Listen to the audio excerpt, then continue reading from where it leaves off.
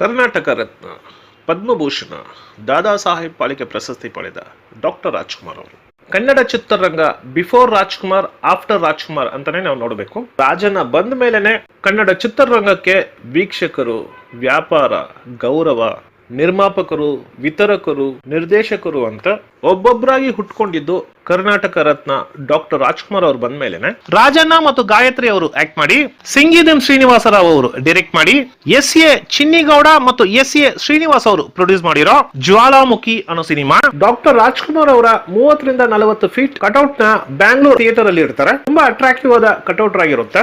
ಈ cinema release ಆಗಿರೋ ಸುಮಾರು ಥಿಯೇಟರ್ಗಳಲ್ಲಿ 50 ಡೇಸ್ ಕ್ರಾಸ್ ಮಾಡುತ್ತೆ. ಇನ್ನು ಕೆಲವು ಥಿಯೇಟರ್ಗಳಲ್ಲಿ 100 ಡೇಸ್ ಕ್ರಾಸ್ ಮಾಡುತ್ತೆ. ಇನ್ನು ಕೆಲವು ಥಿಯೇಟರ್ಗಳಲ್ಲಿ 125 ಡೇಸ್ ಕ್ರಾಸ್ ಮಾಡುತ್ತೆ. ಜ್ವಾಲಾಮುಖಿ ಆ ವರ್ಷದಲ್ಲಿ ಸೂಪರ್ ಹಿಟ್ ಸಿನಿಮಾ ಆಗುತ್ತೆ.